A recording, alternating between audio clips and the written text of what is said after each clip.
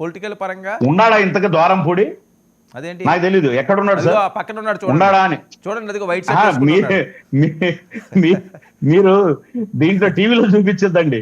ఎక్కడా కనిపించి వచ్చి ఆయన మాట్లాడిన బూతులు, నాకు ప్రభుత్వం ఉన్నా లేకపోయినా ఒక్కొక్కడిని గల్లా బట్టి ఏమయ్యా ఇప్పుడు ప్రభుత్వం ఉందో లేదో వచ్చి ఇది అన్యాయం అక్రమం అని రమేష్ లాంటి వాళ్ళు వచ్చి ఇక్కడ మాట్లాడుతున్నారు, కానీ ఆయన మాట్లాడలేదు ఎక్కడ నాది అన్యాయం అక్రమం అని.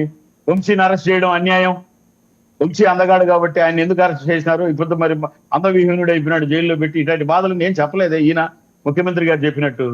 ఇవన్నీ సార్ ప్రజలు, నేను అనేది అల్టిమేట్ గా సామ్రాజ్యం ఇచ్చినా కూల్చేసినా ఏకఛత్రాధిపత్యం ప్రకటించినా అది ప్రజలు సార్. అల్టిమేట్ గా జనసేన పార్టీ ప్రజలకు మ్యాండేట్, ప్రజలకు తల వంచి, ప్రజా సమస్యలకు తల వంచి పనిచేస్తుంది. అటువంటిప్పుడు మాకు పిఠాపురమే కాదు ఏ పురమైనా నిజంగా మా నాయకుడికి కానీ మా పార్టీకి కానీ తిరుగులేదన్నది